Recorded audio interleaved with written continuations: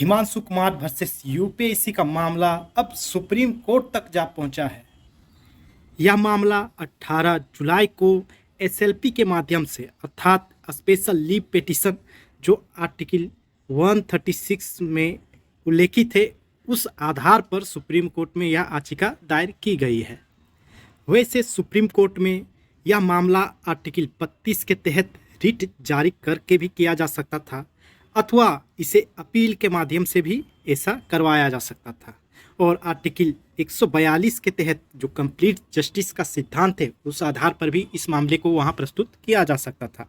लेकिन अभी जो है आर्टिकल 136 का उपयोग किया गया है। अब प्रश्न यह उठता है कि जब मामला दिल्ली हाई कोर्ट में चल ही रहा है तो सुप्रीम कोर्ट जाने की आवश्यकता क्यों पड़ी। वस्तुतः कोर्ट का जो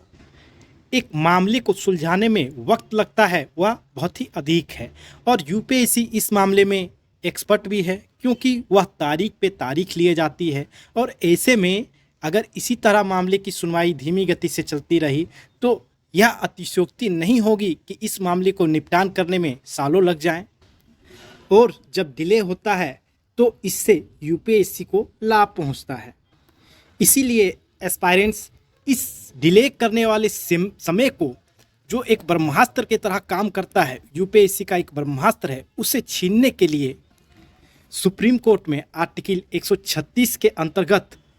इस मामले को एक्सपीडियसली डिसाइड करने संबंधी आदेश जो है सुप्रीम कोर्ट द्वारा हाई कोर्ट को दिए जाने संबंधी डायरेक्शंस की मांग की जा रही है। अब यदि सुप्रीम कोर्ट एक्सपीडियसली इस मैटर को डिसाइड करने हेतु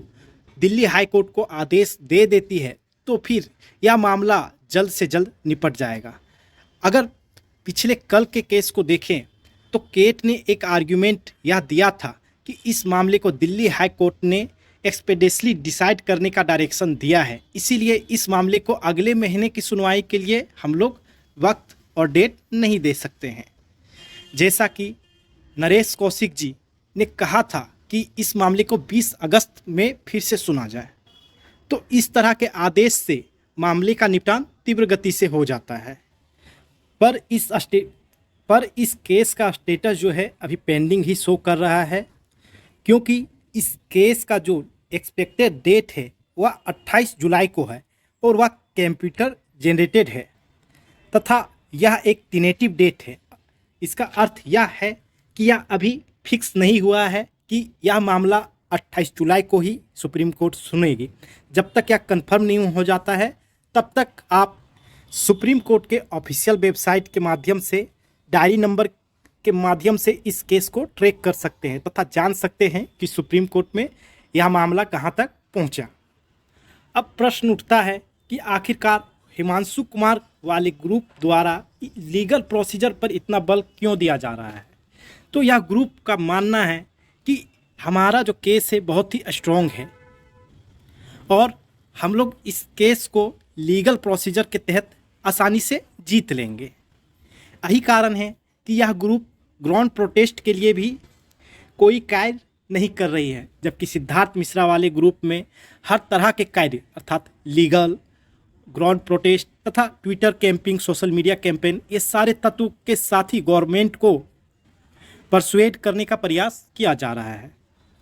और केस लड़ने के विचार अपने व्यक्तिगत विचार हो सकते हैं। इन दोनों केसों में ये साफ तौर से नज़र आ रहा है,